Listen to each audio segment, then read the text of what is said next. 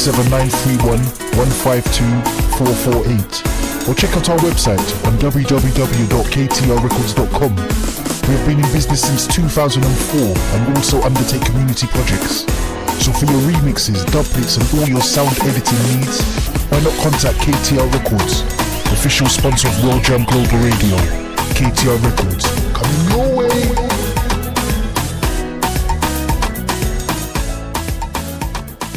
Dyslexic, the silent different. Sandra here from the UK, the community person working for A1 Tribe. The book was written to support people that have a very low understanding of dyslexia. If you're struggling and not understanding why your literacy skills are poor and what steps you can take to get people to help you and to improve for yourself, handle the emotional sides of not being able to read well, it's worth getting hold of the book, and maybe some of the information in it can support you. It's available now on amazon.co.uk or amazon.com. Check it out. It's called Dyslexic, the Silent Different. Peace and love. Sandra.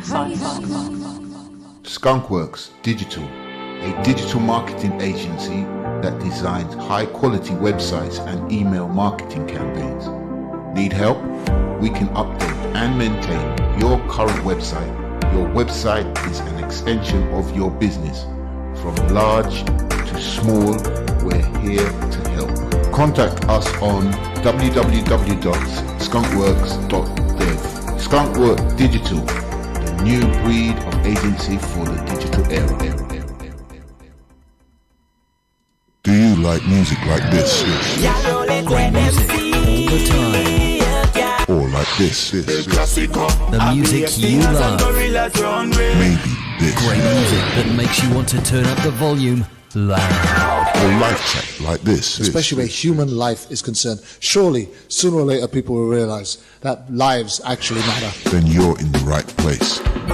Keep it locked to World Jam Global, where music is harmony. Music 24 hours a day, 365 days a year. Yeah, I'm a World Jam. Hotter than them. See live schedule.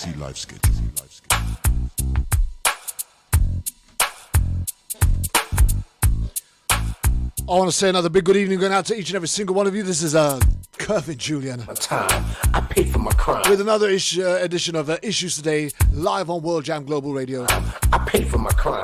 Please use this opportunity to share this live stream. You're catching us live on www.worldjamglobalradio.com. I paid for my crime. We're live on Twitter, we're live on YouTube, and we're live on Facebook. Crime. I already did my time. I paid for my crime.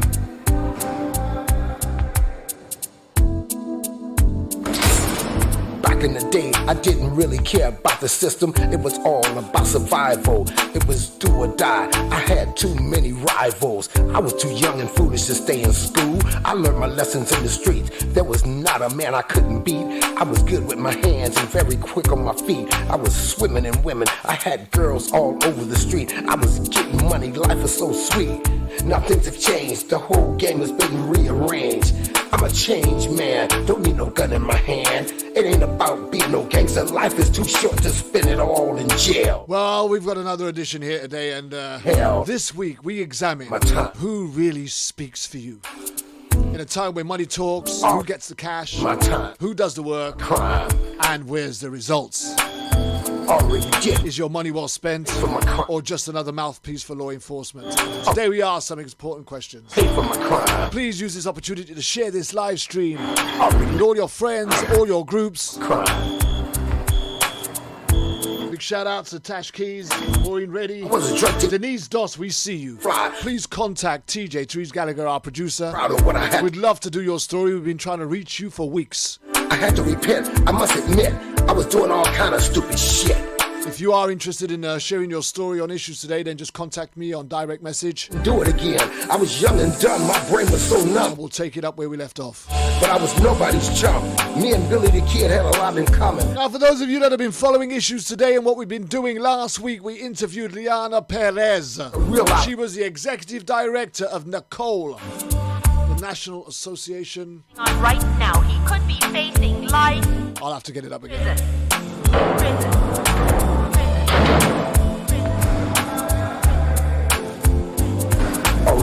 my time, paid for my crime. Already did my time. Already did my time. Paid for There we go. It's the National Association for Civilian Oversight of Law Enforcement. That's the one. Shout outs to Baron Walker, Siobhan Burrows. If you're interested in, I'm not going to take the mick on conspiracy theories, but this is all about how the criminal world, or how the criminality of law enforcement life on track and have the right to continues an ordinary to subject our civilians to all of my friends to their corruption. Statewide, worldwide. This may interest you. Was not hang tight. Couldn't beat. I was good with my hands. So last week we interviewed Liana Perez, who was the executive director of NACOL, the National Association for Civilian Oversight of Law Enforcement. The whole game has been rearranged.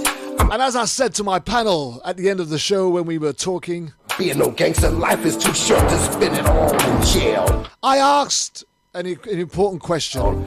I believe I did anyway. My time. I asked, because this organization makes recommendations to law enforcement that are supposed to be, supporting them in making changes that were... Did my time. I paid for my crime. For the benefit of the community.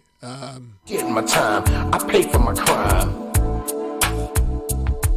Already did my time. I paid for my crime. I was a drug dealer, sold more drugs than Superfly, but I never got high on my own supply. I'm not proud of what I had to do. That's why I'm telling my story to you and you. I had to repent. I must admit, I was doing all. So we looked at some of their vision. And thinking over since I've got. One of them was law enforcement agencies act constitutionally without bias, are respectful of the public, hold officers accountable, and seek public input in developing and implementing policies, procedure, and training. Real Terminator, much meaner than Arnold Schwarzenegger. I'd chew you up and spit you out like a real alligator, especially all you haters. We value human life and the dignity of every person. We value the public's right to be treated with dignity and respect by law enforcement. I paid for my crime. Already. Professional, well-funded, well-trained, properly authorized and independent oversight organizations known to the public are accepted, supported, and promoted.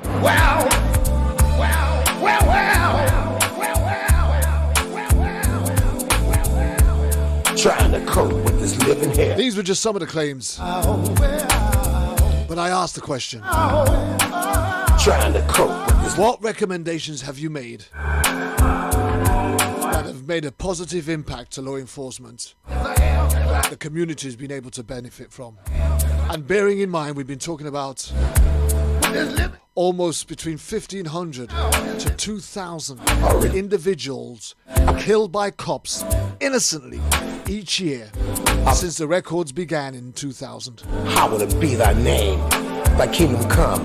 And she began to quote me traffic stop figures and traffic stop changes. And I thought to myself, oh my God. Against us. Is that what we're paying for? Into temptation. Is that what they're getting paid for? Evil. For thine is the kingdom, the power. Glorified traffic wardens. Ever. Amen. My gosh. Stand by. It's not going to be just my opinion. Let's see what some of our roundtable hotshots will have to say. Alongside me today, we're going to have the entire roundtable team of Jerry Summers, Yolanda McNair, Scott Russian, Patrick Lane, Stephanie Babb, Dee Martin, and of course, riding alongside me, as always, is Shotgun producer, assistant producer, TJ, Therese Gallagher back. Live like an ordinary citizen again. This is my message to all of my friends. We're going to be live in just a few short moments. Worldwide. Hang on to your hats, fasten your seatbelts. This journey is about to get rough. Yeah.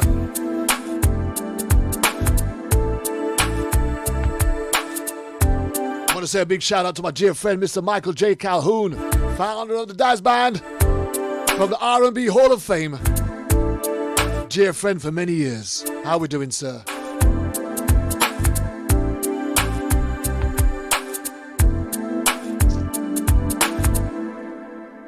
Oh wow, I don't even know where to begin. And I suppose before we do start, I suppose we would need to We need to understand that everybody is struggling with the coronavirus issue. Ours, I think, is 800 and something odd, 809 deaths today in the last 24 hours right here in the UK. I'm not sure what it is in America. I've been busy all day. But before we do start, I'm just going to have to get out. I'm having problems hitting my YouTube at the minute. Before we do start, I'd like to say this. I'm not really interested in a lot of the conspiracy theories that are out there. I take my lead from my God, my Savior, Jesus, and I suppose I'd rather die in hope than live in fear. So bear with me as the reason why I'm slowing down here is I'm really trying to get the YouTube link up for you, which is what I'm doing now. But before we go any further, let me just introduce my producer TJ, who's going to tell us what we've got in store on the show today. TJ, come on in, TJ. Good afternoon. How are you? We're good, TJ. It's just wanted you to feedback to our listeners, say a nice hello. It's welcome back for you. You've been away for a little while, and I know you was back last week. Yes, thank you very much. It's been, I definitely can tell when I'm not on the show. I miss you guys all so much. We have a huge show today, and all of our Roundtable panel members are here with us, and that's very exciting. We're going to go reiterate from last week's show to going into the psychological effects that the murder of a child has on citizens, which will be really, really, really, really draining. But I think there's a lot of mothers and fathers out there and friends and family members that will really benefit by the information that we were able to share today. How you been, boss? Oh, well, I've been knocked off my feet today. We've been running around trying to get stuff ready for the homeless to go out on the streets tomorrow. I haven't stopped. We've been, stood down from work. I guess my real concern is that there are so many people who are we know that people are losing their loved ones through law enforcement and stuff like that. But right now, at this current time, the crisis right around the world, our people are losing their loved ones to this COVID-19, this coronavirus thing. And I think one of the things that are not helping, and I'm sorry to go on about it, but one of the things that are not helping is this plethora of conspiracy theories that are going about on all different sorts of nonsense, 5Gs, £20 notes, towers and masts and all the rest of it. And there may well be an issue with the 5G. As far as I'm aware, the 5G is more of a data control issue, and people, the bigger picture of Big Brother watching over you and all the rest of that. But there are some real cagey stories coming out that is just spreading panic around many countries. And for me, I would rather die in hope than live in fear. And I trust in God and God alone. And so therefore, I think, if you're just going to spread propaganda, if you're just out there spreading bad news, if you're just there spreading panic, and you've actually done no real research and you've got no real knowledge of these things that you're talking about, because I'm not a biochemist or a microbiologist, or I don't know these things. I don't know anything about them. So right. I'm not about to start making comments as to what's causing this and what's causing that. And I'm not going to just take anybody's word for it, because there's only one word that I hold true, and that's the word that comes from the living word in the Bible. That's God's word, And I'm not a puppet. I don't just believe what people tell me. I have a personal relationship with my Lord and Savior, and I speak to him daily. Yeah, call the men in white coats and have them come and take me away. I don't care. But the bottom line is I speak to my God daily. I pray to him, I talk to him, and he talks back. Amen. That's right. He does. And he has a good sense of humor. Yeah, Annalisa Thomas is saying a big shout out from Washington. How you doing, Annalisa? Great shout out to her. But yeah, so trying to step away from that for a minute. Well, not even stepping away from that. I said at the beginning of the show we've had about 809 deaths here in the UK. We're under almost. I wouldn't call it a complete lockdown. It still is the essential services, and people like myself who are my wife, who are key workers, who have got to go out into the community. And still work with the vulnerable, the elderly, the sick, the homeless, the drug addicts, etc. We're still doing that stuff. But the streets are very, very quiet nowadays. The motorways and the roads are very, very quiet. You get into your destinations quite quickly right now.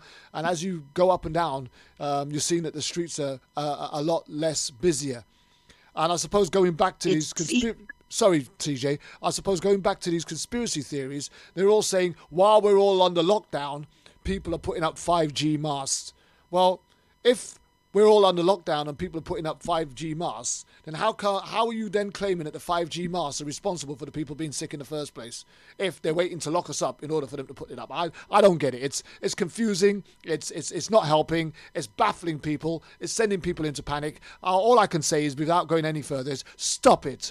Stop it now, and let's get back to some sort of reality, shall we? And if you really want to be helpful, pray.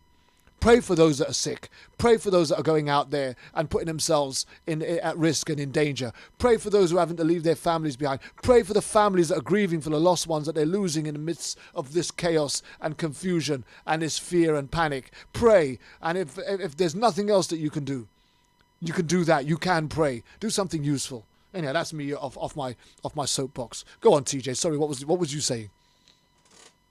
Oh, I was just saying it's really eerie in the streets. It's I don't go out in the streets. I'm content at home. But my husband and, my kids and stuff, they don't. I think they have cabin fever, and it's just something that they really have to consciously think of, and what the right thing is to do and how we can get through this as a nation. Yeah. So, yeah. So how is it affecting you guys up there? Well, besides being, there's a lot of deaths every day, and besides, we're not at the point of reviving yet, or not having any cases. We're still climbing up on that. Yeah. Oh, well, we kind of see your grids daily, but again, all we can do for you over here in the UK is pray for you. Pray for you as we're praying for ourselves, as we're praying for the world to come through this. So yeah, great stuff. Great stuff. That's the best. That's the best. Prayer is the best. Absolutely. It's amazing. So we have a full roundtable team today, I believe. We do. Okay. We do. We have Jerry Summers is with us. Patrick Lane is with us. Scott Rushing, Dee Martin, Stephanie Babb, and Curtsy. Yolanda. Well, I think without... So, yeah, it's going to be exciting. Well, maybe we just get everybody to come in and do a quick round-robin introduction, remind people who they are, where they're from, and what's happening in their particular locality right now, even in regards to this coronavirus, very quickly, as we update people and just give them an idea of how everybody else has been impacted by this before we move on with the show. And shall we start off with Papa himself, Mr. Jerry Summers? Good morning, everybody. It's a pleasure to be here. Just give a quick update on the coronavirus here in Idaho. Last Saturday, we talked and we had 240 confirmed cases and 4 deaths. Today, I checked, it's 1,013 cases and 19 confirmed deaths within a week. Those are small numbers compared to what the UK and larger populations are dealing with. But you have to remember, in Idaho, we're a very rural state. We only have 1.7 million people here. So it's having an effect. And just honored to be here and looking forward to what we're going to discuss today. Okay. Thank you. And for those that don't know, Jerry Summers is an author and a former chief of police down at Idaho, who's one of our senior members of the Roundtable team here on Issues Today. We look forward to his contributions throughout the debate and the discussion that we're going to have. Let's next have the mama of the house, shall we? Let's introduce Yolanda McNair.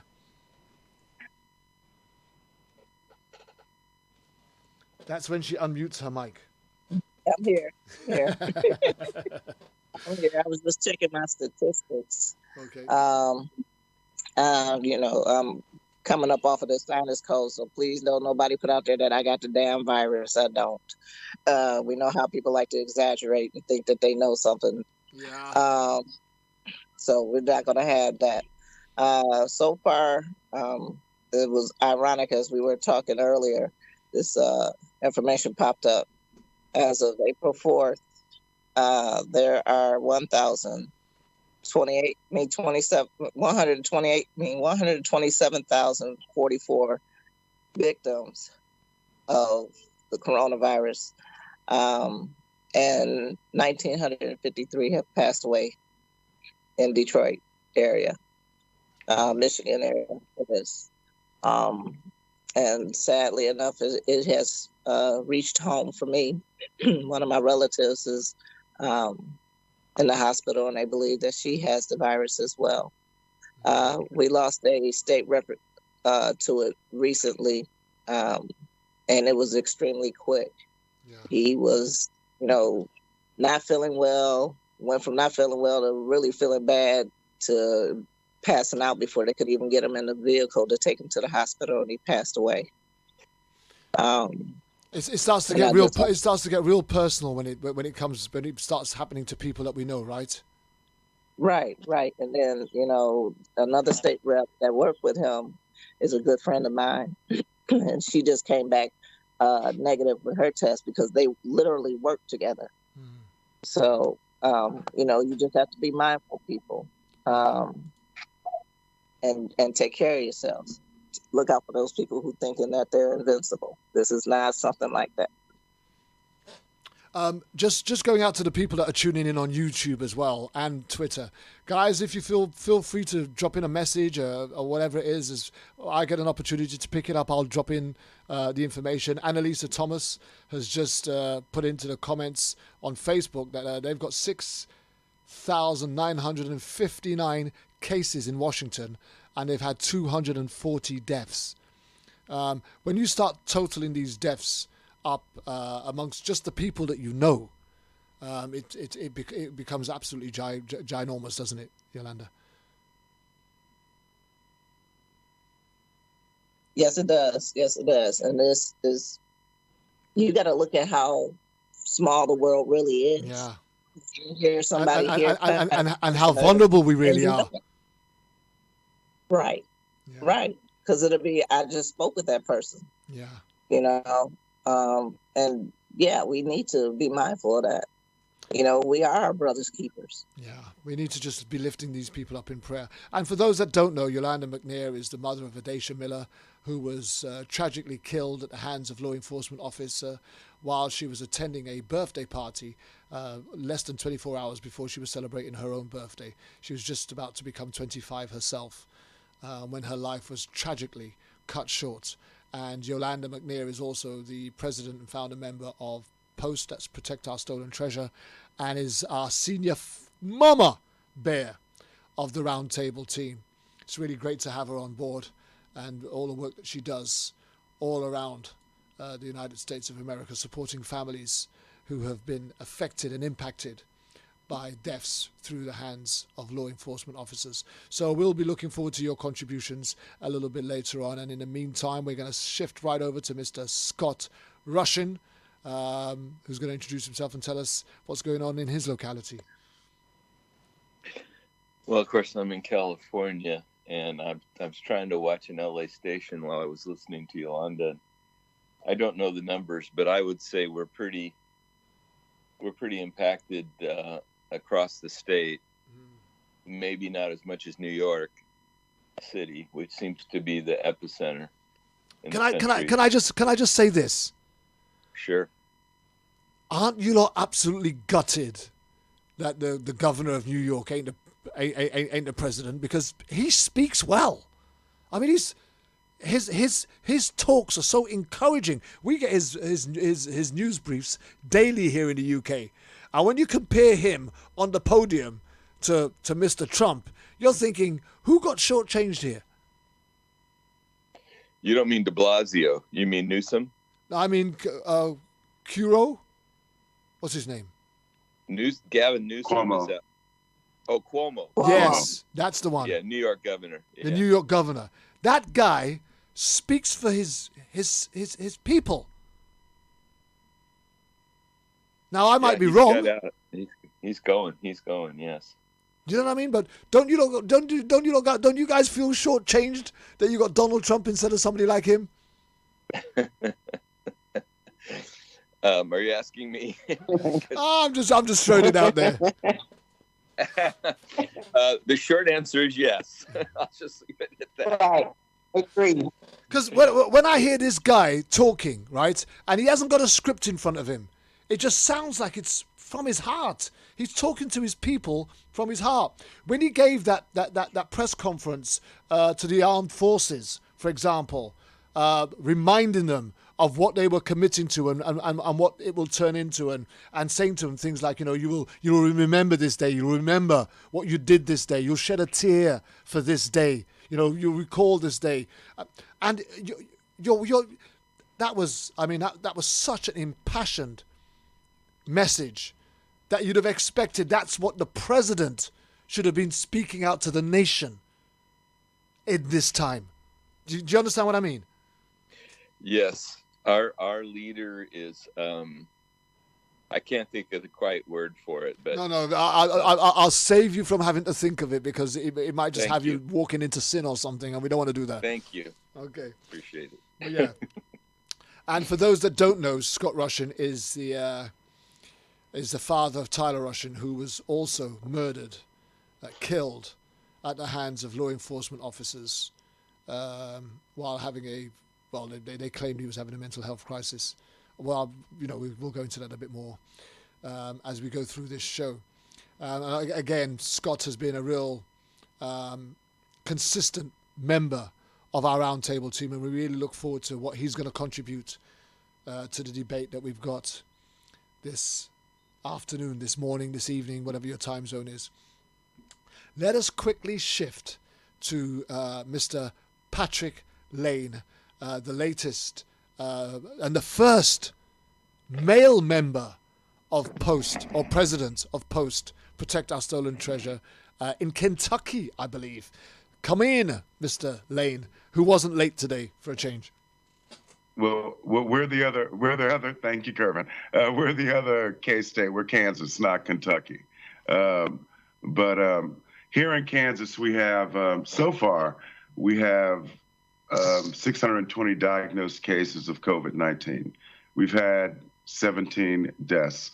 And what I'd like to add a disclaimer to all of these numbers is that all of the numbers that we have are estimates. We've had such fractional testing, such limited testing, that we really don't have the true numbers of how many people have this or how many people have expired from this. They died from something that wasn't influenza. It was an upper respiratory failure. The odds are it was, more than likely COVID-19 related.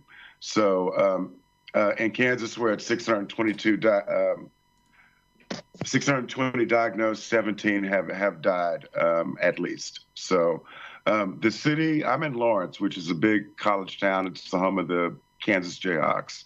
And I am about a block away from campus. Usually the nightlife, the street traffic is very heavy here. For the past 2 weeks, it has been non-existent. It's like a ghost town. So I think people, even young people here, are taking those precautions and staying apart. So that's the situation in Kansas, is that it has changed. And for most, and another situation that we don't talk about or as much, is that we have a lot of people in Kansas that are losing their jobs every week. Numbers that would, just amaze. People are losing their jobs, and that produces another uncertainty in this whole deal. So, again, all we can do is continue to lift all of these cities, towns, communities up in prayer. At this particular moment in time, I think we're all feeling the strain of this.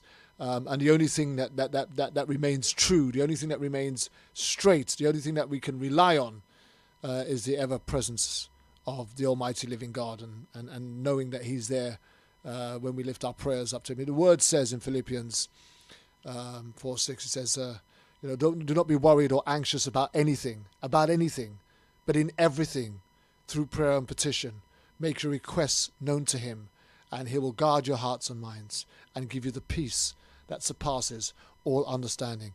And I can't explain that any other way but say, since this thing hit, I've not been in a panic mode. I've not felt like I need to hurry up and do something and get somewhere. And there's been a peace. When I was asking God about this last week, then He said to me that, and this too will pass. And I'm like, well, okay, this too will pass. The only question you've got to ask yourself is, where are you going to be when this is over? Where are you going to find yourself? Are you going to find yourself in a right place? Because that's the only thing that's going to matter. The only thing that's going to count when this is all done. The only thing that's going to be remembered when this is all over is what you did in this time of crisis. People are only going to remember you by what you did in this time of crisis. Did you go and bury your head in the sand, or did you roll up your sleeves and get out there and help and support your community? Did you pray for people? Did you go out and help others? Did you do something other than sit down there and try and get for yourself? The only thing that you're going to be remembered for when this is all done, and if God's word is that this too will pass, then I take it to the bank. This too will pass. The only question left to be answered when this passes is, what did you do in the midst of this crisis? Who did you help? Where did you stand? What did you believe? What did you offer the people that came to you? I believe that, you're going to come before God one day in His judgment. And if this is it, if this is the end of the world, right, God's going to be saying to us, what did you do with those people? What did you do? Did you pray for them?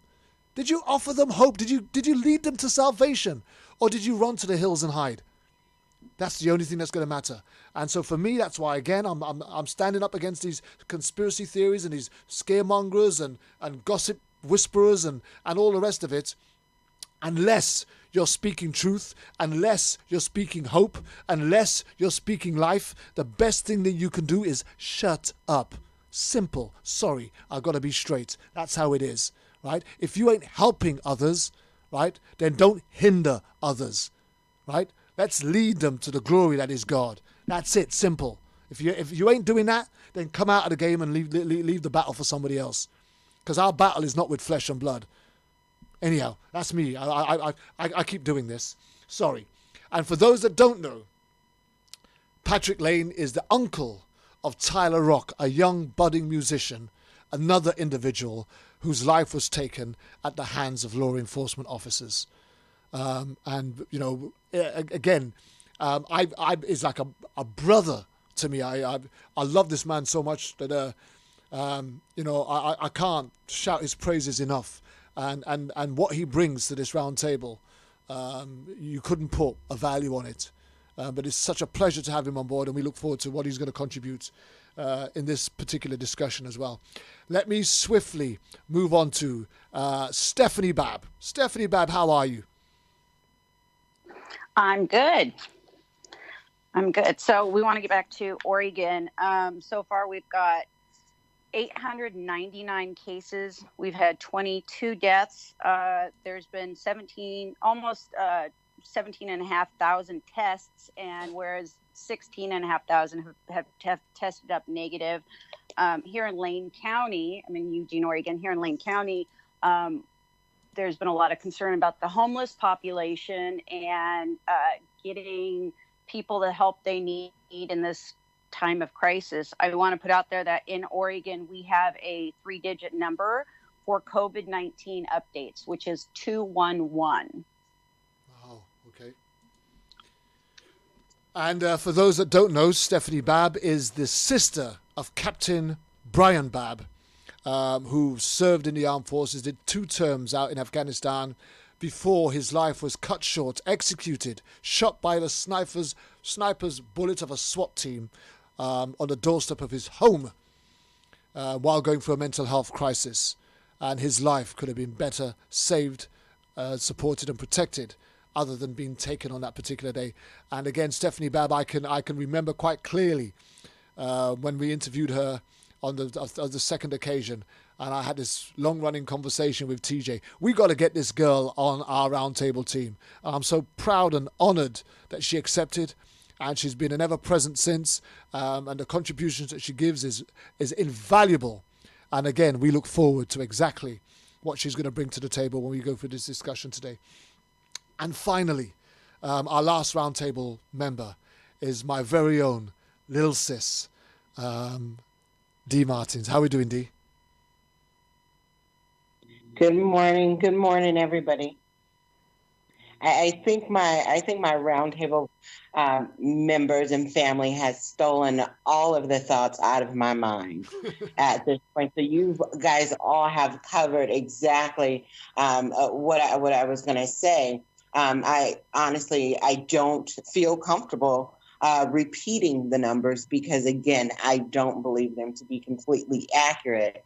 And there's so much research that we have to do to find out the accuracy of the numbers.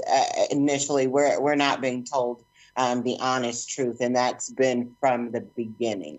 And that's definitely what I solely believe. But I went to sleep, and I have to, say it. I went to sleep last night in tears of peace, though.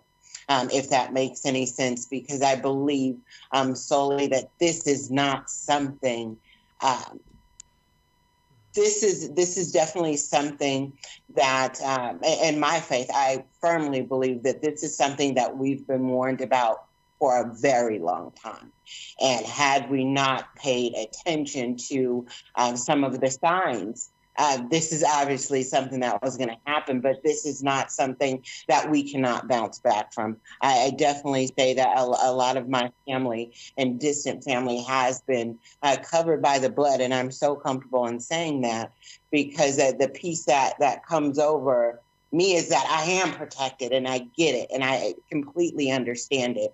I think a lot of us definitely too should be mindful of not only the harm that this has done, but what we're being protected from. Getting that knowledge not solely from the media, because it does drive you crazy, and that's why I kind of backed off of it a little bit. But I've solely come to see out in the street, like you're saying, there's days where everybody is compliant with the social distancing. And there's some days that I go out, I'm like, hey, what happened? Is it, is the lockdown over? But we definitely have to be mindful that not only should we be protecting ourselves, but be protecting our loved ones. And that means visiting here and there, being mentally conscious of your surroundings, and that love is sometimes keeping that distance. We can definitely correspond via phone, via video, and remain that closeness with our families without putting them in jeopardy. But again, the numbers are rising, and despite what we see, and I'm trying to definitely keep my family covered, but I definitely say my prayers for the entire nation as much as I possibly can.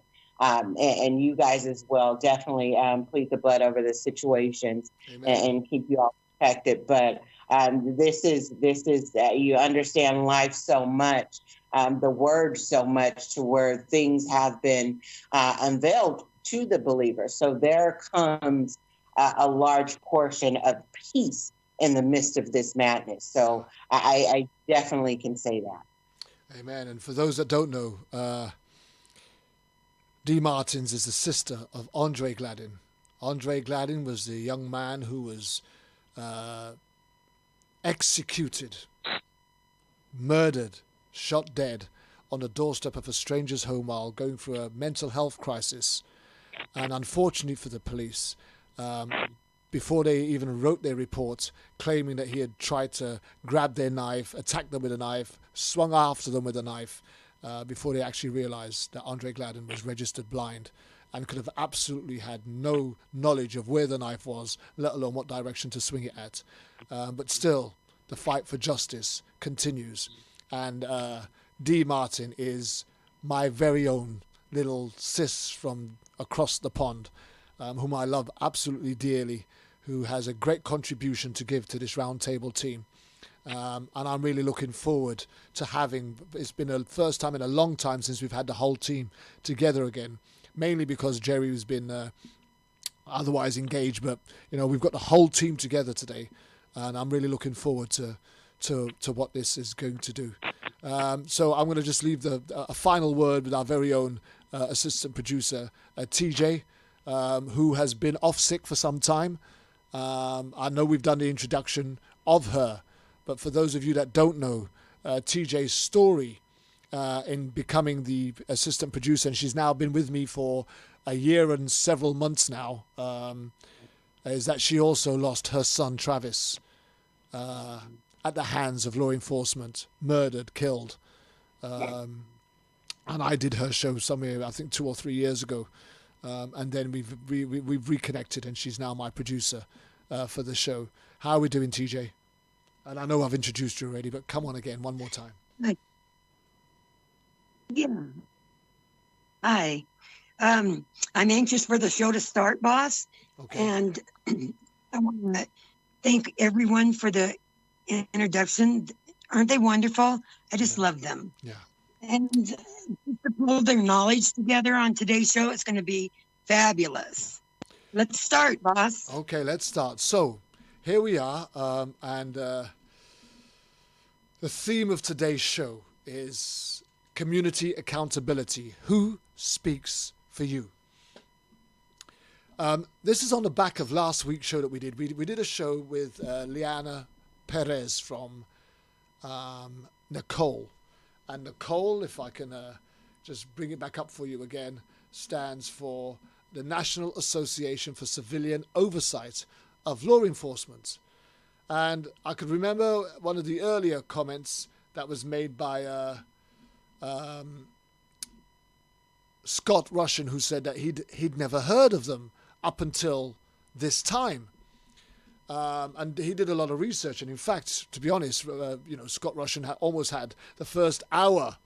He got the bit between the teeth, and he had almost the first hour. He had a chunk of Liana Perez. And I listened intently as these questions were being asked and these responses were coming across. And she was a very influential, intellectual speaker. She knew all that was about her organization. And I began to look at the mission statement for Nicole. And the mission statement says this: the National Association for Civilian Oversight of Law Enforcement's Nicole mission is to create a community of support for independent civilian oversight entities that seek to make their local law enforcement agencies more transparent, accountable, and responsive to the communities they serve. Now, let me just make this clear. Because it starts off with NA, which is National Association, that it gives the impression that it's nationwide. It's right across the country, the entire United States of America. And it says here that the National Association for Civilian Oversight of Law Enforcement is to create a community of support for independent civilian oversight entities that seek to make their local law enforcement agencies more transparent. Let me go first to Jerry Summers and ask Jerry, what does that statement say to you? Well, I agree with you, Kervin. It does say that it to make them transparent and accountable, but you have to recognize that there are over 7,000 law enforcement agencies in the United States. 75 to 80% of them are small agencies with less than 25 officers.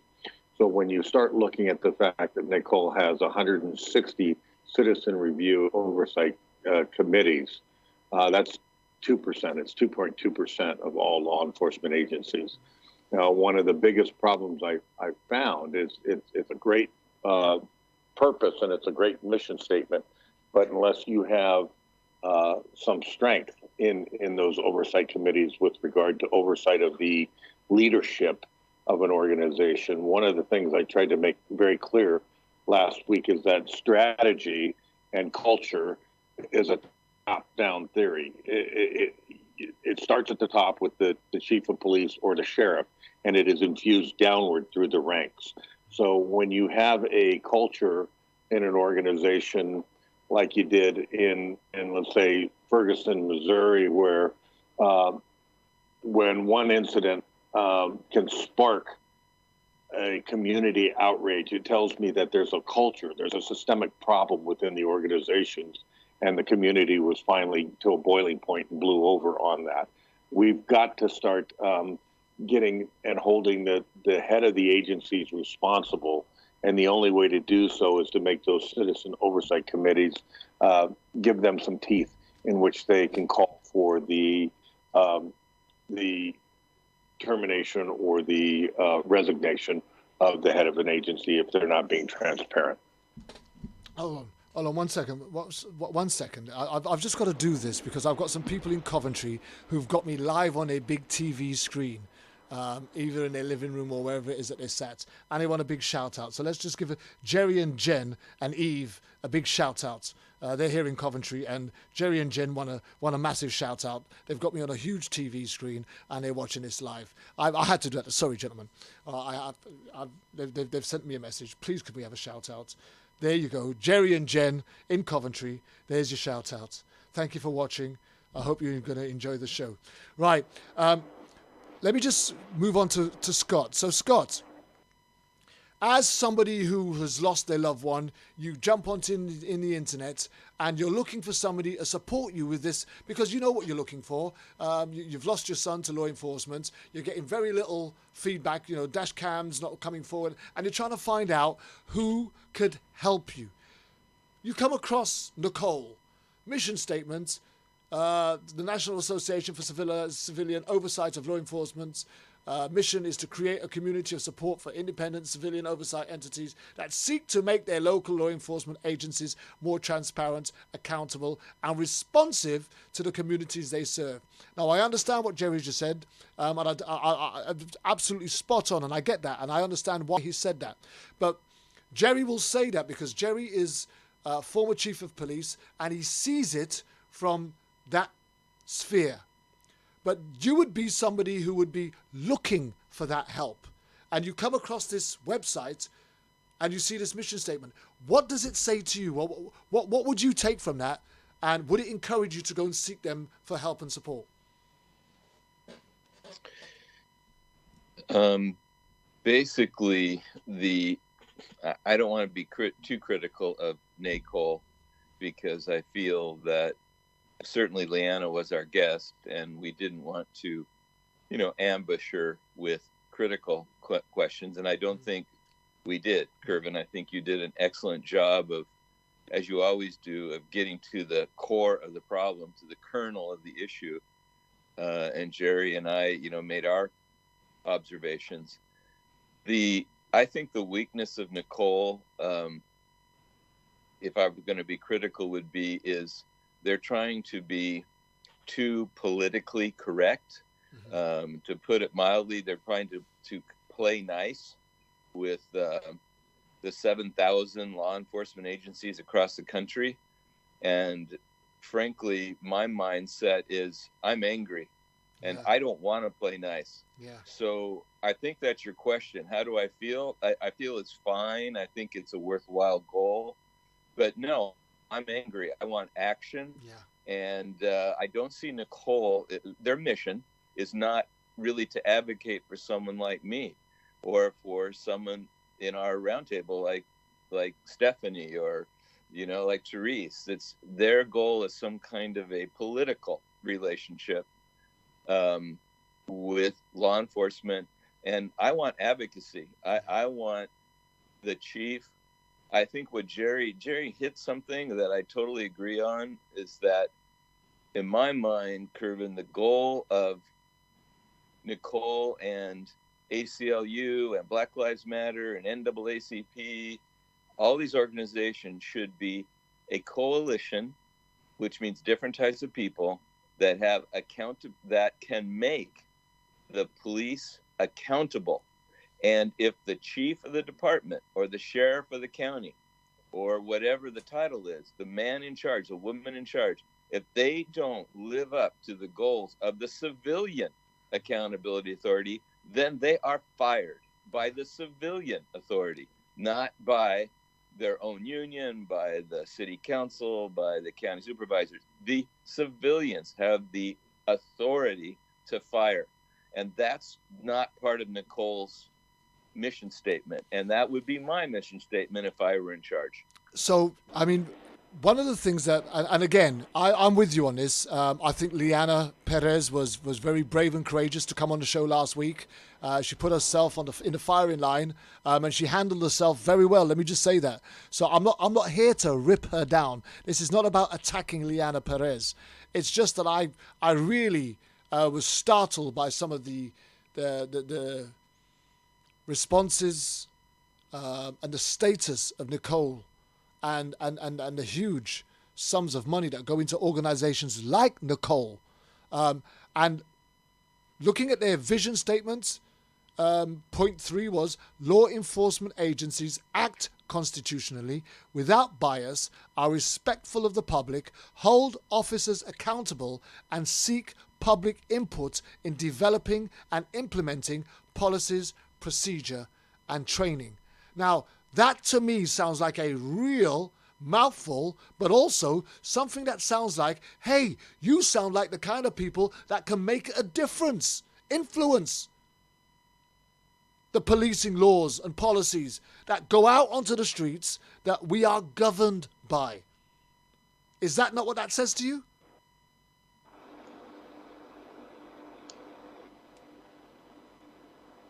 Kervin, can I jump in here, please? Absolutely.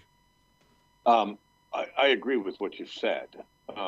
One of the things we have to recognize is that as civilians, we have way more power than we think we do. We tend not, and the way to bring about that change, and I think Nicole is trying to work this way, just not as an advocacy group, but more as a political outreach, is that the individual community members need to hold their elected officials accountable for the lack of transparency within law enforcement. They have to put that pressure on the local officials.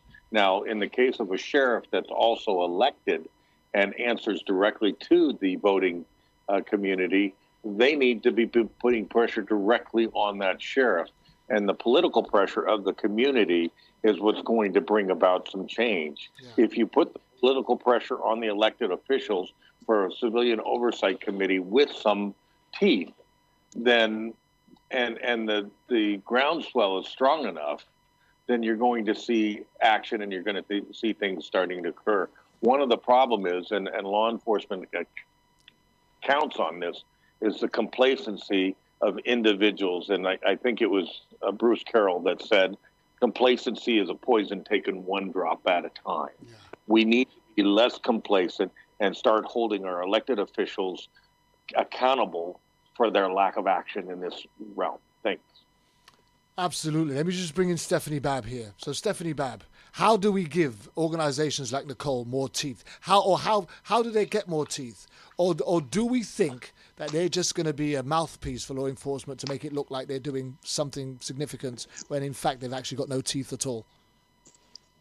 Well, you're exactly right. That's exactly what they're doing, is they're placating the communities, as we've seen across the United States. And these civilian review boards that are given, they don't have any power. It is more political. I think it's putting a Band-Aid on a wound that's bled out. They have no teeth, as you put it. We need laws. We need to give them the power. I think it was Scott or Patrick that just mentioned something about Oakland and how their oversight committee, civilian oversight committee, have the power to fire somebody and you can jump in and help me out on that one. But that's exactly what happened in Eugene, Oregon. And our family put enough pressure out there on the DA and the chief of police that we were able to get a civilian review board with the police auditor overseeing that. Whereas D. Martin's family for Andre Gladden up in Portland, they didn't even get a chance. And they were told that that there are no civilian review boards or oversight committees for families of loved ones who have been killed by police. So what do we have them for? If that's the case, you know, they usually agree with the police anyway because the laws suck, to be honest. You know, qualified immunity, you always come right back down to that, which is this arbitrary, vague law that allows, you know, police to get away with murder. So we need to do more. And looking at what they get paid, I mean, it's political, just like what Jerry said. It's you know, I just feel it's to placate our communities and, you know, kind of distract families from going after what they need to. And that's to attack qualified immunity and the laws that stand. I just want to bring in Patrick if I can. So Patrick, you know, you're an uncle of a lost loved one. You come across a group like Nicole, and I'm not just holding Nicole up there. There must be other groups up there. Annalisa Thomas has just thrown in the box. nextstepswa.org. We need to kind of have a look at that. Can somebody look that up for me? Next Step, it's nextstepswa.org. Let's find out what they're about and bring that back. TJ, find out for me, please. Annalisa Thomas has just sent that as a message to us. So we'll look that up and find out who they are. I mean, there must be other organizations that are supposedly trying to support communities. And I suppose one of the things that I'm trying to get at is the extortionate amount of money that some people are paid. And I believe Stephanie Babb mentioned before we came on air that it's about $135,000 a year that the executive director and directors of these organizations are getting paid annually to be doing a job that very few people even know exist. How does that make you feel, Patrick? Well, from our experience with Taylor, I think that Nicole, while admirable in its intention, falls into the same trap that a lot of other established groups have. I remember when Taylor was killed, and we immediately sought out the NAACP in Wichita, the closest city there. Then we went to the ACLU. Then we went to the FBI, and so on. And what we found is that other than referrals, there was really nothing that any of these agencies were able to do for us. And this is what I've heard from other people in our situation. I think that the key, and I think that many of our panelists have already hit upon this, the key to a oversight committee, a community or citizens oversight group, is that word community or citizens.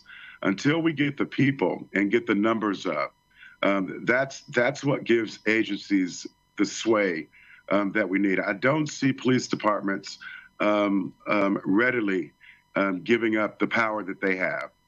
So there's going to, as Jerry said, you're going to have something that has some teeth in it that really pushes that.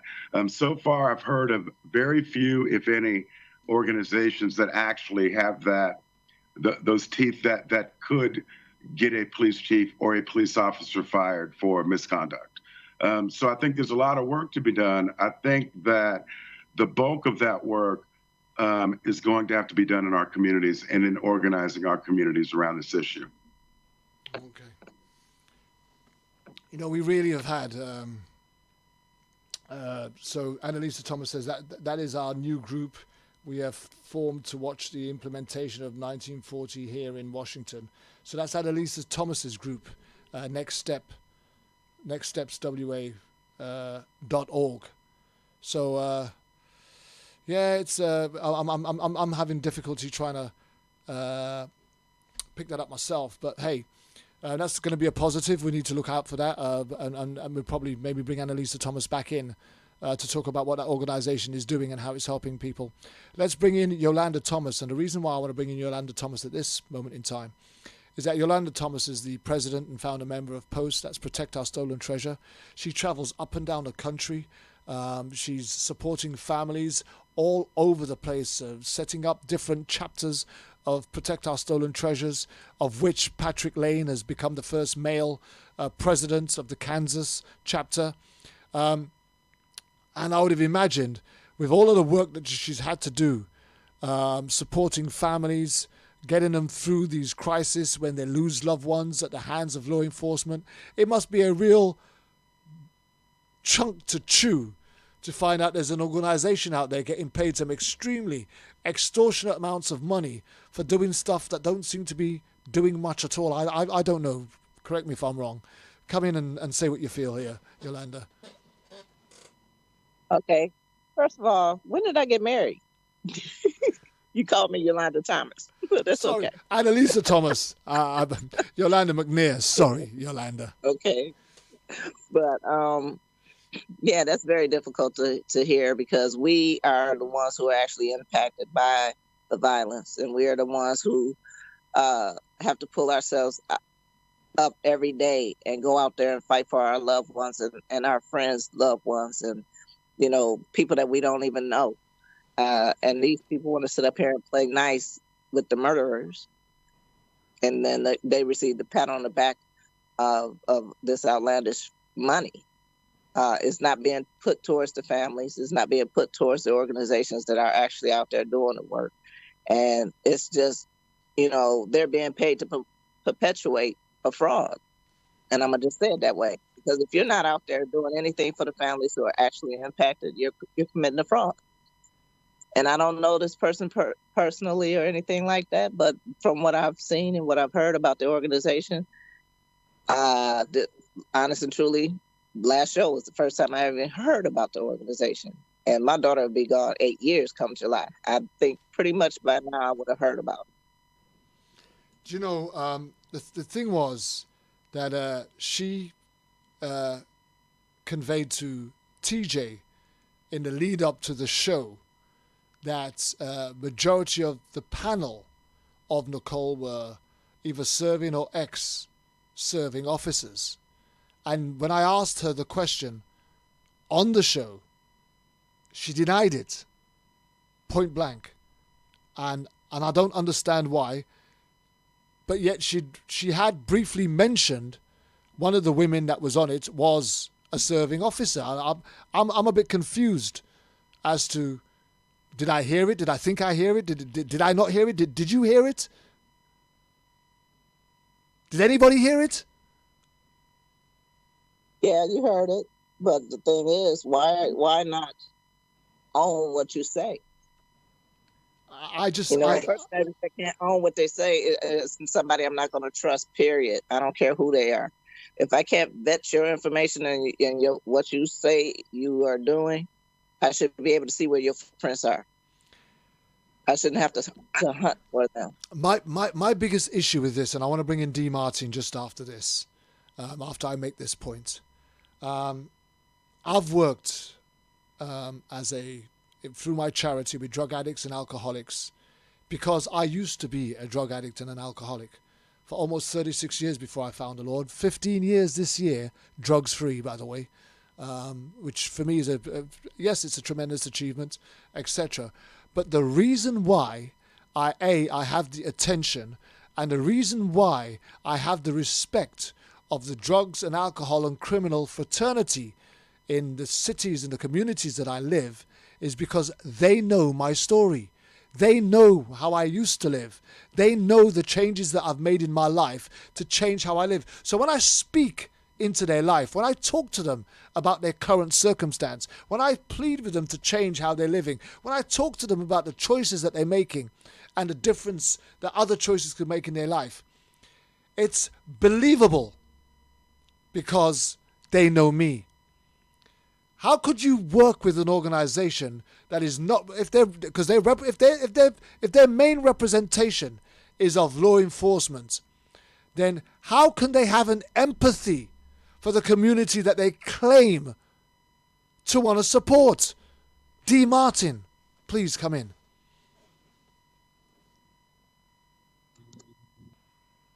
So, sorry, can you repeat that for me, the question? So, I was talking about my relationship with the drug addicts, alcoholics, etc.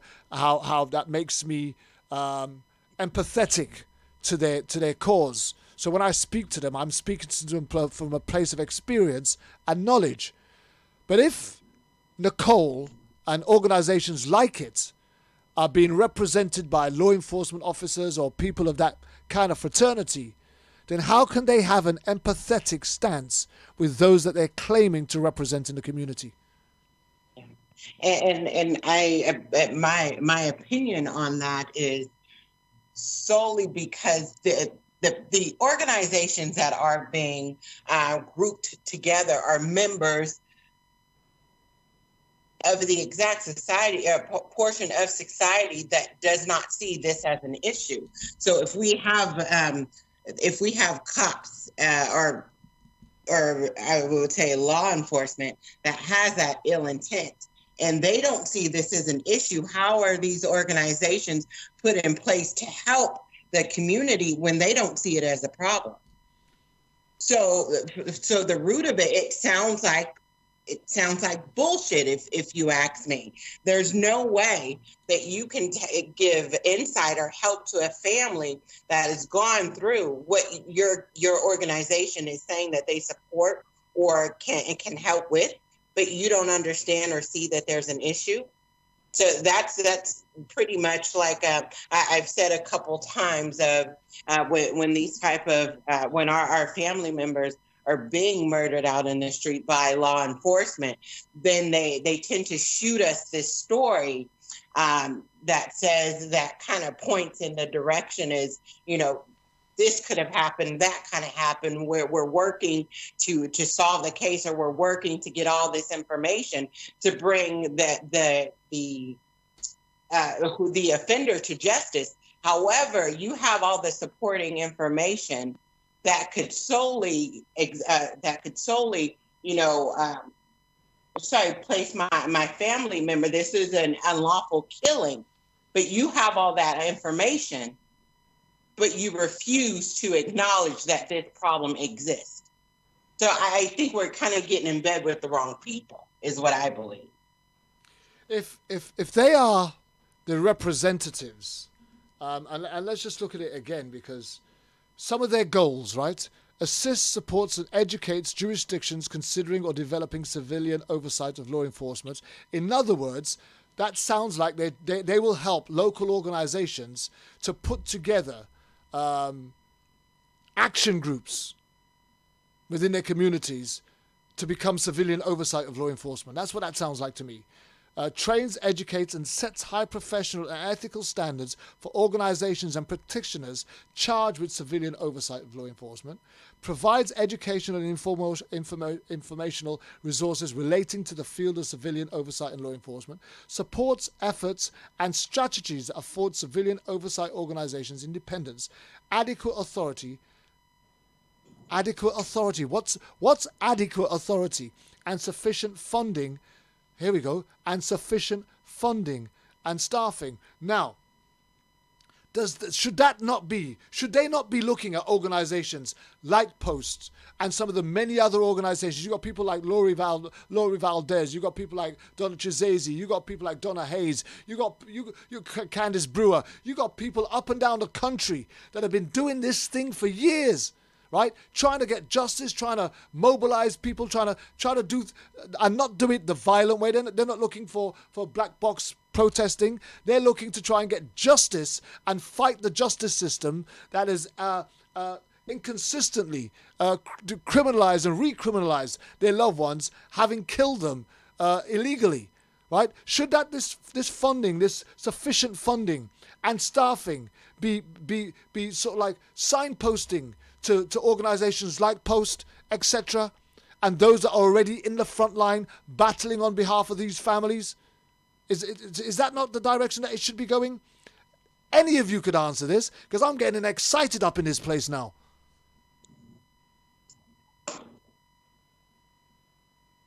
You all gone quiet on me?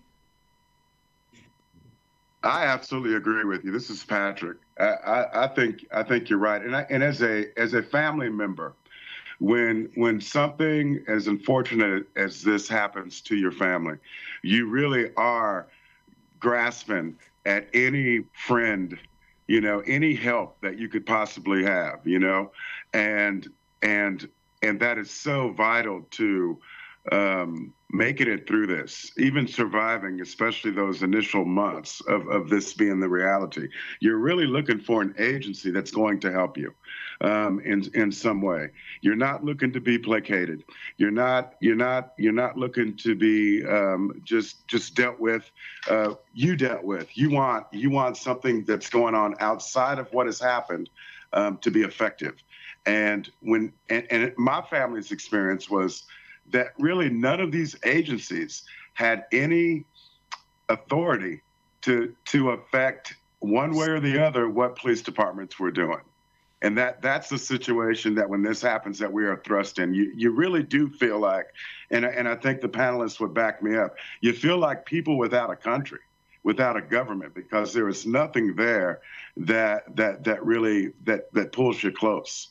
So I agree with you 100%, Kervin. Do you know, when I started this show many years ago, me, myself, I had my co-host, Dr. David Remay, my producer at the time was Linda Sue, and we'd often sit and talk around these issues, Laquan McDonald and Kendrick Johnson, and we did all of these shows.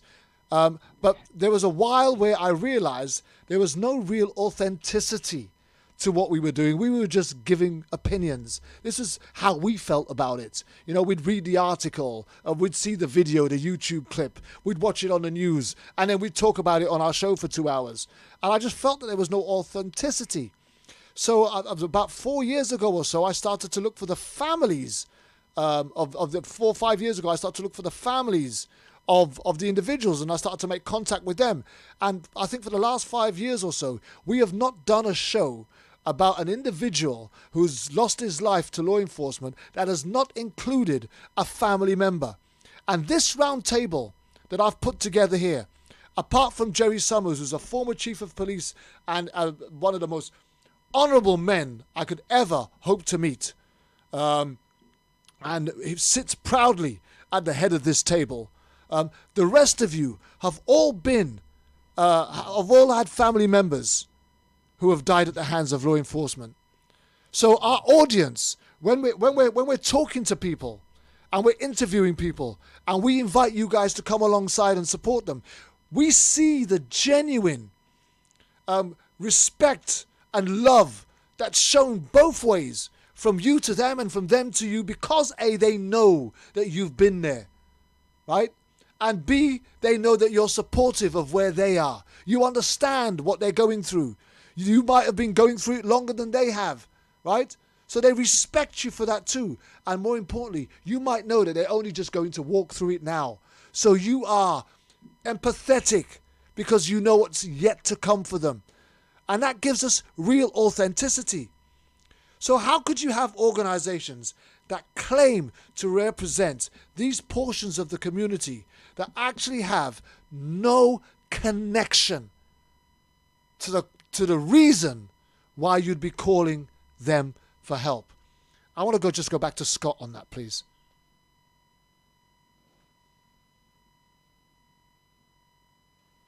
Hey, Scott. You got to sleep on me, Scott? I'm here. Sorry. Just unmuted. Yes. Yeah, just feedback on, if you can, just feedback on what I've just said there. Well, I'm listening and I'm thinking, and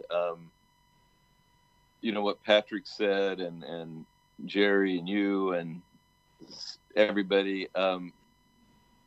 What I think I've learned is that the missing component, and I put a couple of comments on the Facebook page, is that we've all realized that when we lose a loved one, we all we don't know where to go and what to do. And an organization like Nicole is not really set up to reach out to a family that's lost a loved one to a police officer and advise them. That is not their mission statement. So I've just learned that, right or wrong, that's what I've learned. So I think it's really, I'm just listening, and my goal is going to be, if I can, is to help organize a nationwide organization of the families that have lost loved ones to police officers. That is an advocacy organization for that specific purpose. And we have lawyers, and we have private investigators, and we have people within their jurisdiction that will help them through this trying time, the legal aspects of it, the psychological aspects of it, and will not play nice with the police. We'll go to the media. We'll raise a stink with the media about the way the police officers and the investigators are covering up facts. This is something we haven't talked about, Kervin, but it's a pattern that we've learned, is that the police officers get ahead of the families and they get to the media and they poison the well, so that the family is always trying to make up for the derogatory statements that have been made by the police. Yeah. And we all think that's a heinous action, but that is the pattern of law enforcement. They are very skilled at making the family and the victim vilify them and look like they're guilty.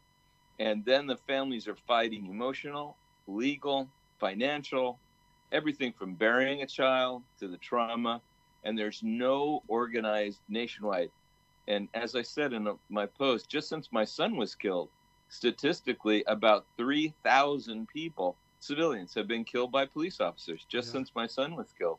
If we can organize, and I'm going to try to do that now that I'm talking out loud, a national organization like ACLU, like NAACP, like BLM, not like Nicole. My goal would be more action. I want the officers. Maybe I think the chief needs to be fired. I think Jerry really hit on something. Yeah, absolutely. Jerry's on point. If the officers will not follow the rules, if the officers are trigger happy, Kervin, and not communication, they don't de-escalate, they escalate and shoot. Yeah. The chief is the one who loses his job. Yeah. The officers are disciplined, but it's the chief that's fired. Well, is it not the same with any football team? If the directors, the owners, they bring you in as a manager. You got to manage this team, but you got a couple of players that are doing their own thing, ain't towing the line, and you've been trying to put in some directive to get them to toe the line, but they still refuse to toe the line. If you can't get that team into line as a manager, you're gone. You're out of there. You're shown the door. Exactly. And right now in law enforcement, there is no mechanism to fire that manager. To use your perfect analogy, there's no mechanism. And getting back to the city of Oakland, a lady named Rashida Grenage, I haven't mentioned her name, Kervin, but the Roundtable and anybody listening should check the city of Oakland coalition for police accountability. It was started by this little lady named Rashida Grenage. Her husband and her son were killed in their home by police officers at the same time. And they happened to be black. Rashida was white, or is white, but two white officers showed up. There was a scuffle. An officer was killed, and her husband and her son was killed in their home.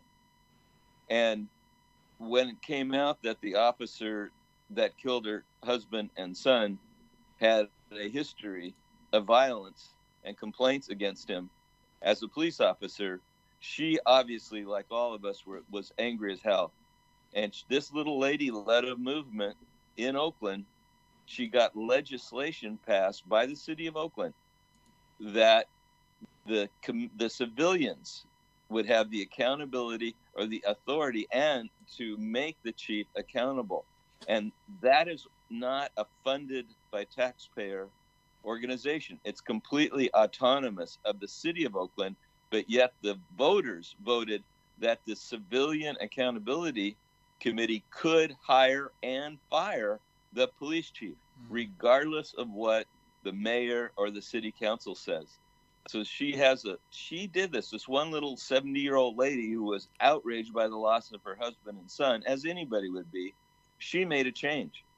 Well, and that needs to sweep the country. Yeah, very similar to Marika Finko, who also put it out there about the chokehold that she was making illegal. So, and then you've got people like the Central Park Five who've come into a lot of money, and they're using their money in order to help innocent victims that are imprisoned.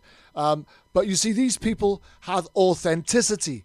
When Marika Finko, when this woman that you've just mentioned, when the Central Park Five, when these guys stand up and speak, they've got people's attention. Why? Because they've got the experience that goes behind it. I suppose, but my question still stands. How on earth can we trust an organization that says that they're there working towards the community or for the benefit of the community to make law enforcement answerable and accountable to a community, yet they have nobody from the community on its board? The panel seems to consist of just the very type of people that the organizational communities are trying to fight against. How does that even work? You're absolutely right. And the problem, one thing I've learned, and Jerry's off the table now, but when I've talked to in the killing of my son, and I know you all have similar stories, when you talk to police experts and when you're lining up your legal case, if you can afford it, and you're talking to people, you find out that officers are always blue, no matter what side they are. They're always cops, Kervin. Yeah. They're always what I would call brainwashed. They just don't feel cops can do anything wrong. When you start as a young person in the academy, man or woman, you have these ideals, and then over the years they're corrupted. And you become violent. You got to play ball with your fellow violent cops, or you're out of the business. So they all get brainwashed, and it's a phenomena. But to get back to Nicole, the people that are involved with Nicole, they're high-minded people, they're ethical people, but nevertheless, they basically are still from the law enforcement side, and you saw it. You picked it out. You have that ability. It was amazing. And Jerry, did you want to come in there? I do.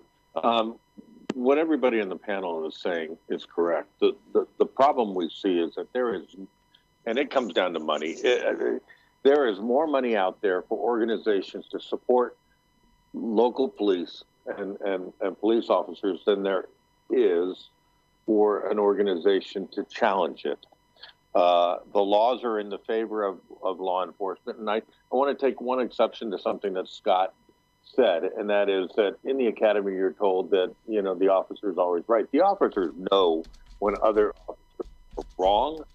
That is, it doesn't behoove them. It will cost them their career if they speak out.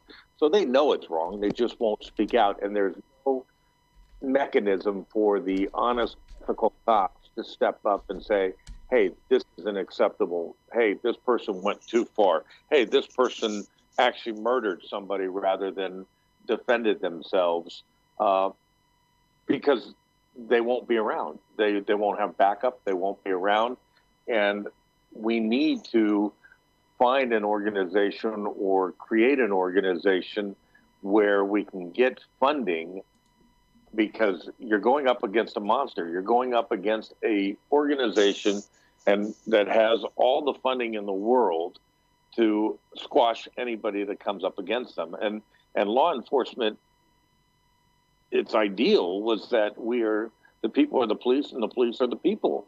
And the only difference between the citizen and the police is that the citizens grant extra authority to the police officers in order to accomplish what they're incapable of or unable to accomplish. And they've lost sight of that. And until we get an organization or create an organization that's strong enough financially to take these organizations and police departments on state by state and change the laws, we're going to continue to buck up and slam her head against the wall. Yeah. So let me just a very quick announcement.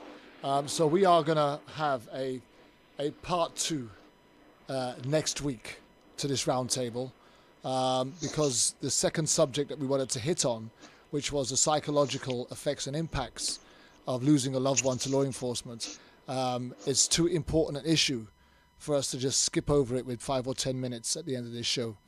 So we're going to carry on with this next week, but we'll probably do a bit of an intro with the stats from Stephanie towards the end of this show if we have enough time to do so. We'll try and at least do an intro to what we're going to be bringing next week. I'm hoping that all the roundtable team members are still available for next week's show, but we will be doing a part 2 next week because I think we've really got into some meat here, and it's very difficult for us to just pull away and step into something else while we're still hotbedding it in this, if you get my drift. Just talking about getting an organization up and running that's able to challenge law enforcement.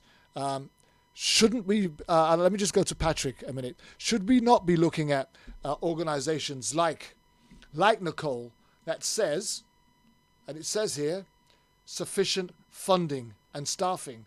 That's part of its goals, to supply, to provide, to make available sufficient funding. Now, surely, that sounds like an invitation to step in for someone like Post, for example, to say, hey, this is what we're doing. We're representing ours and our community, and we're a much needed service. The families that rely on us, the testimonials that you can get are endless. Would you not think that this is how Nicole can best utilize the funds that they say that they have available? Absolutely. I think money is always, and it's sad that it's this way, but money is a corrupting factor in things. I think if you want a long-held tactic of division, if you want to make something ineffective, give it a job, right? Put them on the payroll.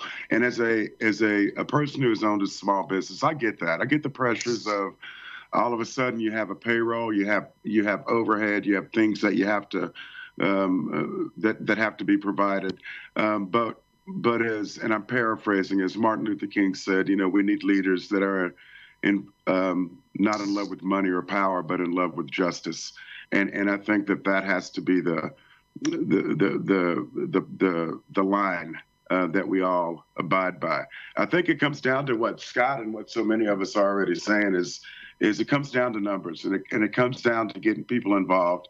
And in this new age, and it's something that I had some things that I was planning for the spring and summer for Wichita, for Kansas, that was going to involve crowds of people getting together, and now we have to change that. We have to find other ways to get people involved and to get people included. So, but I absolutely agree that once you introduce money and jobs, and people are relying on this money for their livelihood, there's the great chance that you're going to lose some of your mission intent. And I think that from what I heard about Nicole, when I wasn't a part of the show, but I listened in, and I was concerned about a few things. But you asked, I think it was Scott that asked the question, are they seeing any kickback or blowback from area police departments? And her response was, they did the first 5 years, but for the past many years that they hadn't, and that was, for me, as a family member who is a person who is in this situation, that was concerning to me. That response that they used to contend with us, but now we're working together. That's kind of what I took from that, and that was concerning. Yeah, I'm trawling their site at the minute, and their last newsletter for an organization that has a lot of money and gets paid a lot of money was in 2017. So they've not produced a newsletter for over 3 years. And almost everything else that you want to get access to, you need to subscribe to. I've tried to look at their reports and their publications. It's support us, donate now, and there's nothing there. To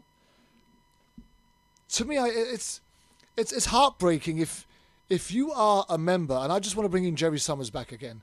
And I know Jerry Summers speaks with great knowledge and experience, and is a very compassionate man, especially to the things that we're doing.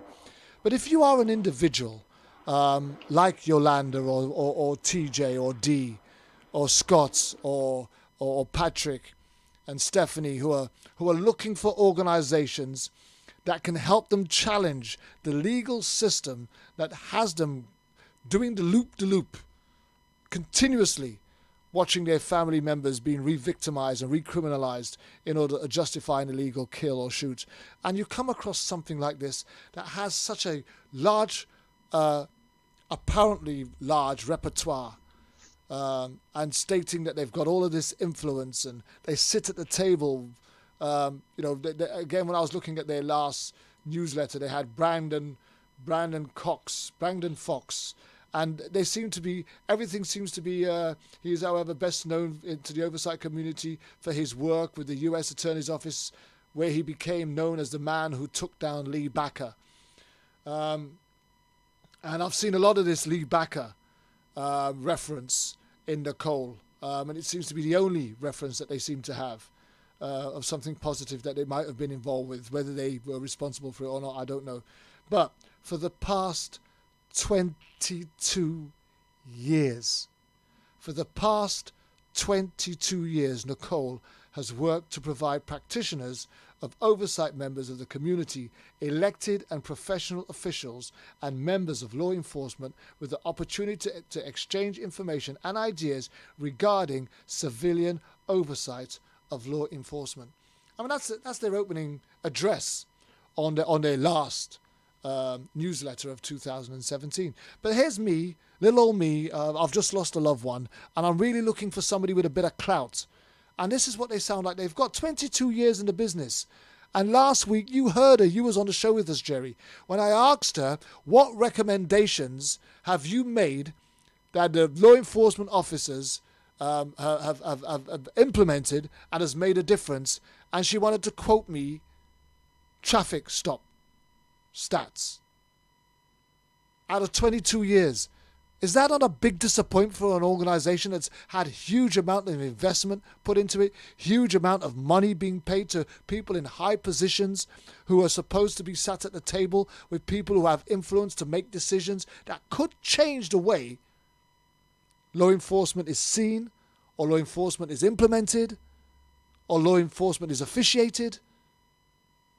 Would that not be a huge disappointment? The simple answer, Kervin, is yes. Unfortunately, organizations that are activists, that are outspoken, that are strong against governmental agencies like law enforcement get very little financial support. It's got to be a grassroots thing that helps them, because the advantages in and that's why I said it starts with the community rising up against the elected officials to hold police accountable. I started the organization Let's Make It Matter to help in cases where I believe there was police misconduct or prosecutorial misconduct. And one of the goals was to change the laws in the state of Idaho. I could not find an attorney that would write the law to make it more transparency, because they're more transparent in government, where they had to disclose information because nobody wanted to go against the government. Nobody wanted to feel the overcome. I spent tens of thousands of dollars, and I continue to spend money helping families that have been victims of prosecutorial misconduct or police misconduct on a pro bono basis. I've never asked for a dime. Yeah. The problem is, quite frankly, I'm one small individual that doesn't have the kind of resources that, and so is Yolanda and anybody else that doesn't have the resources. I believe as I'm listening to it, and I'm going to think out loud a little bit, I think the way to go is to turn an organization into a nonprofit and go for grants and that type of thing. The problem is finding those funds on a nonprofit basis, or getting your nonprofit status when your purpose is to go against the government is very difficult. But it needs to be done because, and I don't want to disparage Nicole. What she was saying, I believe in the traffic stop section, is she was showing that by looking at traffic stops in areas of color, you could see where there was some racism occurring and where there was some targeting of people of color, and they worked towards getting that minimized or changed. That's a small sample of what should be done, and that's I mean, that is so minute and compared to the pain that everybody on this panel, except myself, has endured at the hands of law enforcement. And that's the area that needs to be focused upon, and not necessarily traffic stops or profiling. I mean, that's part of it, and that's a big component that needs to be dealt with. But we need to deal with officers that are abusing their authority,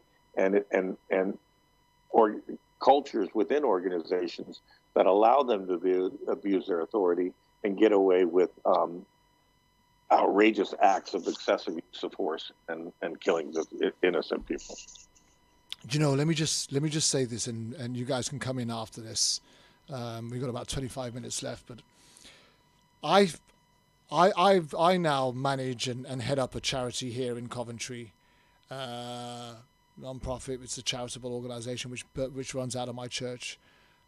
We started feeding one homeless guy 11 years ago, and we now feed over 350. Many of you guys have seen the videos that go up on my Facebook wall on a Sunday that have gone on for years now. 11 years we've been running now.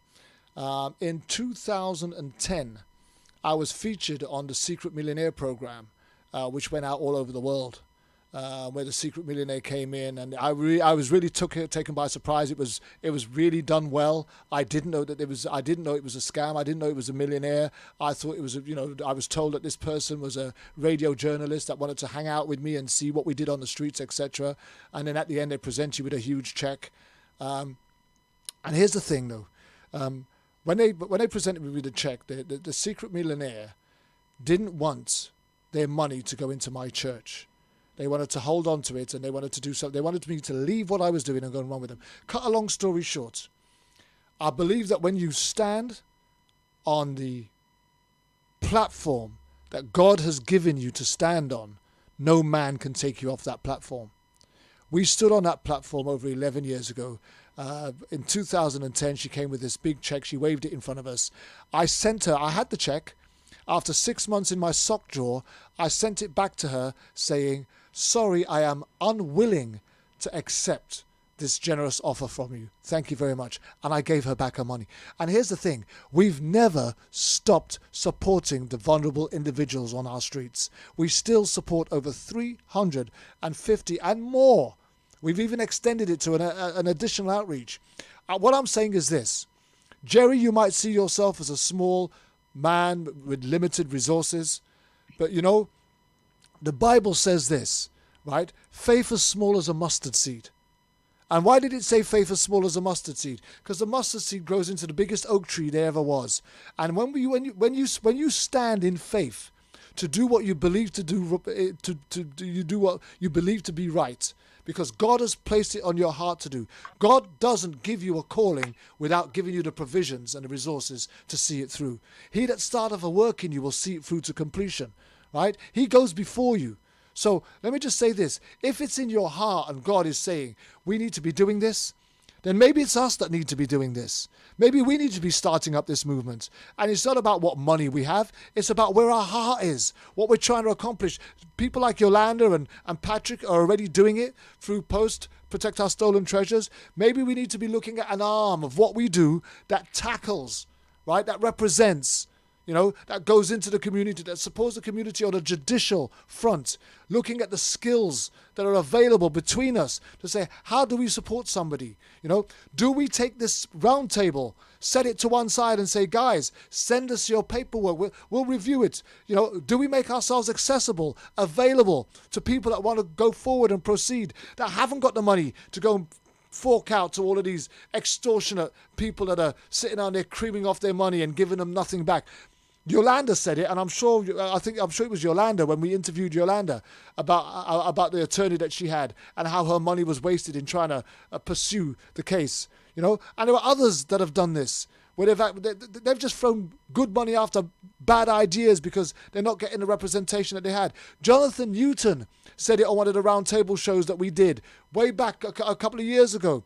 Most people ain't even getting the right sorts of attorneys that are experienced in dealing with that type of issue where they're dealing with murder or corrupt cops. They're getting, no disrespect to the attorneys that I've gone out there and have tried, but if you haven't got the experience and the knowledge to deal with the intricate issues that are involved in trying to take on law enforcement, and you haven't got people like Jerry Summers who knows what the system is, who knows what the loopholes are, who knows what the obstacles are going to be, that can help walk you through that minefield, you've lost before you've even started. So maybe it is people like us that need to start this movement. And it's not about the money, it's about the heart. Because if God has given us the call to go and do this, He will bring the provisions, He will bring the resources, He will make it happen. Amen, amen, amen, and more amen. I don't know who's going to come in next, but somebody needs to respond. Amen. Patrick, come in. What do you think? Amen. Absolutely. 100% what you said. That's exactly what this movement needs. It needs committed people, again, that are in love with justice and not money, not power. And that's what I love about this group. I really do. That struck me, and I've talked to since Taylor's death in 2014. I can't recount the number of people that I've talked to, but this group, what is most impressive to me about this group is that there don't seem to be any egos here. We are mission motivated, right? We all have a foundation of faith, and our eye is on the prize. And that's what I love about everyone that's part of this panel. And I love when Jerry is with us. He brings a gravitas to our discussions that we wouldn't have without him. I'm always so appreciative of Jerry, but I love that everyone here is so committed. Because we've been through this, and we actually, it would be so easy just to hole up, go into our houses and never be heard of again. But you have people like Yolanda and Dee and Scott that are trying and desirous to comfort others who are now walking the path that we all are on. And so that's exactly what we need. I think everything that you said was dead on, Kervin. Everything. Let's just hit that back to Jerry, shall we? As it was started off by Jerry. I don't know what I can add to what Patrick said. He's absolutely right. We have a strong group here. We're all what I feel is going on within a lot of organizations is that we're all pretty much splintered. We're all doing our own thing, and there's no cohesiveness in an organization to go forward. Every one of us has very solid reasons for being involved in what we're involved in, and those who have lost a loved one, I can't imagine, at least those who've lost a loved one to law enforcement, the hands of law enforcement, or wrongful actions of law enforcement. I can't imagine the pain. I know what it's like to lose a child, but I don't know what it's like to lose a child at the hand of police officers. Yeah. The problem is that a bunch of small organizations that are splintered doing their own thing. And until we get a group together, moving in the same direction with the cohesiveness and taking our talents and driving them forward, we're going to remain fragmented, and law enforcement will always overpower that. Yeah, so listen, we are 15 minutes away from ending the show, but I do believe that Stephanie Babb still wants to come in. I'm not sure if we've rounded up all what we need to round up as far as this particular element is concerned. I've not had a chance to speak to Stephanie to see if she's coming in with this or if she's coming in with the psychological impact. But I do want to remind all of our listeners that we are coming back with a part 2 of the Roundtable next week, where we'll be following up on the psychological effect and impact that losing a loved one to law enforcement will be, and maybe a continuation of this conversation we're having right now as to how we start a movement that becomes just as effective, if not more effective and influential than something like Nicole that's paid extortionate amounts of money to do very little. And I say that I say that quite reservedly and strongly. I do not want to attack Liana Perez. She was very brave and courageous for coming up here, and they probably do a great work within the framework of what they're allowed to do. But and you know, Jerry and Scott is right. Scott said that in his research he realized that they're not set up to do what it is that we're asking them, or what we're asking, or what we need, what we're looking at here on issues today and cases revolved around issues today. But then what is? And if there isn't, then do we not start that and make that just as effective and influential? But let me just bring in Stephanie, who wants to bring in some stats for parents, and I would imagine it's around the psychological impact that losing a loved one to law enforcement will be, which is still, for me, relative to what we've been discussing here all afternoon, all evening, all morning, depending on what your time zone is. Come in, Stephanie. Hey, thank you so much, Kervin. So I wanted to back up a little bit. One, I was looking up stats primarily because I'm a sister, and we're talking about parents who will be in the next show. And so what was the most telling to me, and kind of have to base it on the fact that 2015, The Guardian was the first published national database recording death by police. And so, and I know because my brother was the second one before it was even published, actually before the site was even up. So when you go to parents, the statistics of what parents have gone through, divorce rates, illnesses, bankruptcies, suicides, lost jobs, that kind of thing, we don't have anything.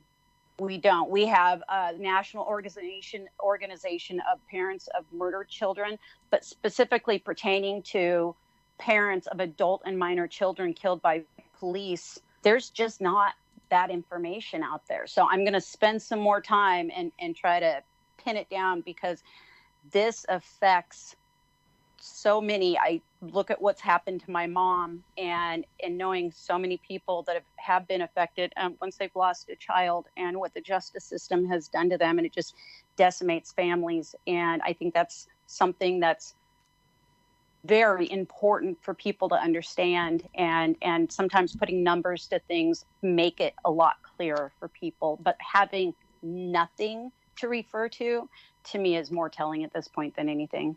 They don't want people to know.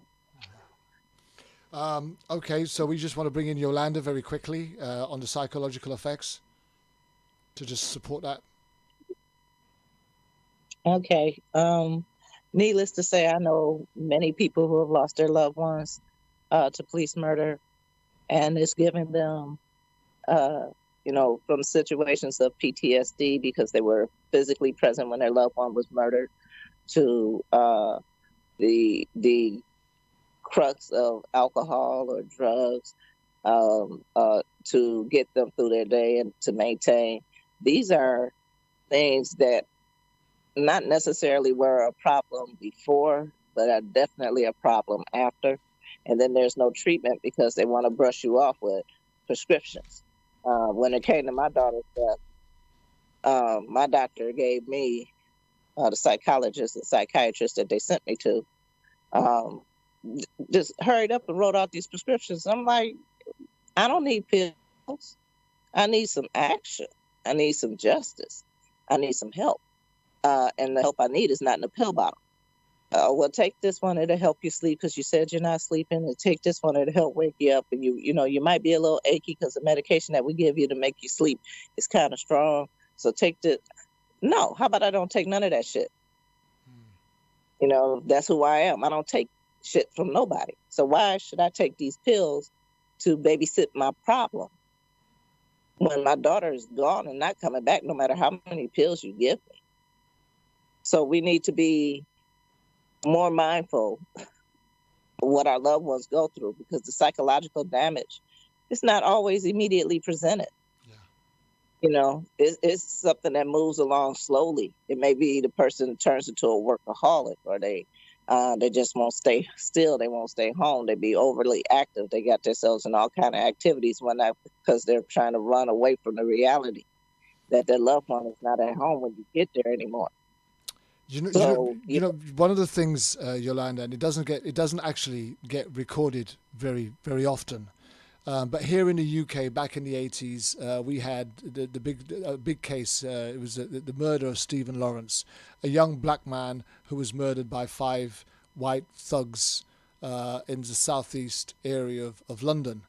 And it took years to bring them to justice.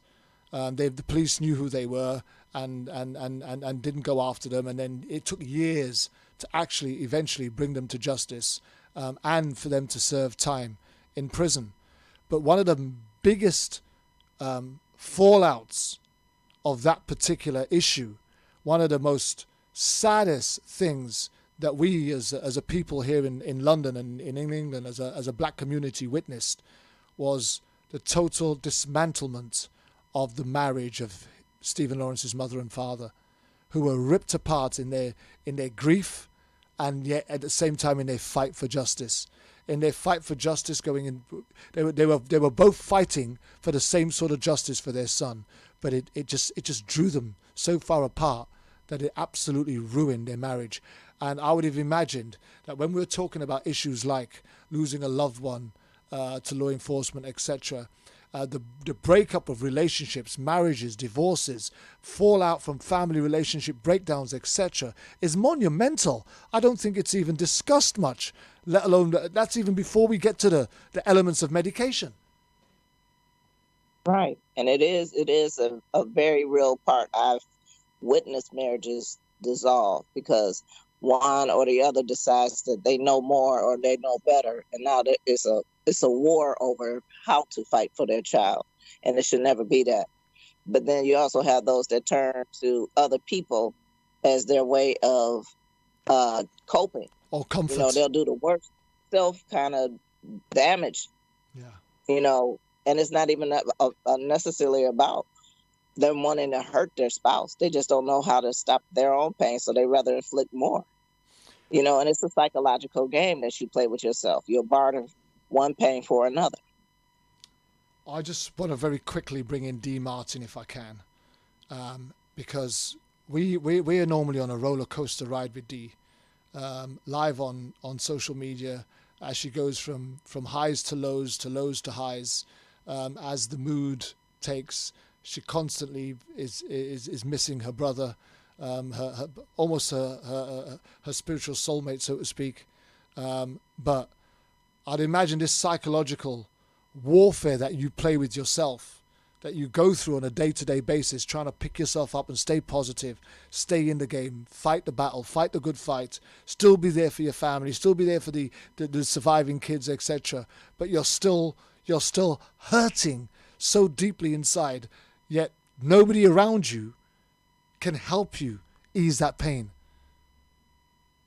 How is that for you on a daily basis? I think Yolanda hit it spot on. We substitute pain for, in my situation, as much attention as I'm giving to someone else going through, it helps me set mine aside. Or I tend to pick up more hours at work so I don't have to think about it. I rarely have an outlet to to have the discussion that we would have amongst the roundtable with local family members, because they not all feel the same.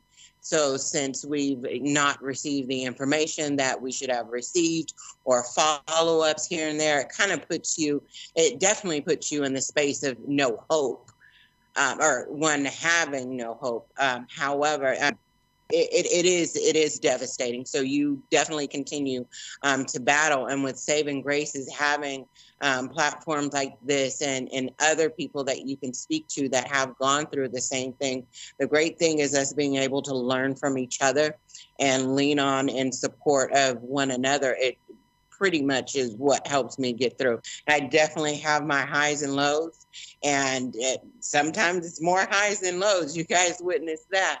But overall, I have to thank God, because if it weren't for those days, I wouldn't even be able to speak on this platform in regards to Andre, because I would indeed be locked up, or it wouldn't be good. So you have to find yourself, and it's hard. Some days are really dark, and some days are you're pitch black. But it takes the support of the community, a support of extended family members to get through it, because you never know. There's a ton of individuals that have gone through what most of us have, and their surviving family members are going through a multitude of mental, physical disabilities that they can't express, because again, life must go on, and you have to do what you need to do, or you're being prescribed all these different pills that suppresses the issue, and then you're left in a worse state. So we definitely can't, we have to feel what we feel when we feel it, and try as safe as possible to be able to use those outlets to turn the pain into power. Somehow, however you need to do that, it's definitely what's going to help you get by. But there's never going to be a day to where you don't think of that loved one. There's always going to be something, but you have to fight through and remember that their life was more than their death. So as many times as I think about it, and it upsets me that he's still living, to be quite honest with you, and still free even more, pisses me off. But still, I still have to understand that I have family here that are looking for me, for support. So sometimes you have to have that strong face and be a shoulder for somebody else going through. So you never know who's watching, and we're definitely all accountable for the things that we show our peers and what we say to encourage and uplift, because whether we see justice or not, it definitely will be served. Well, I think we've almost just about run out of time. Thank you so much for rounding it up for us, Dee. Perfect roundup, an expression of what it is that you guys go through on a day-to-day basis.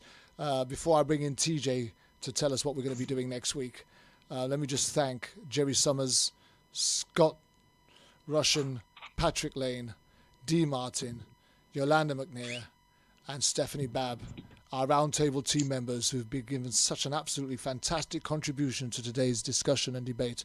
I really pray that you guys are blessed, and our listening audience have really been well informed and educated, especially as to where our position is in our view.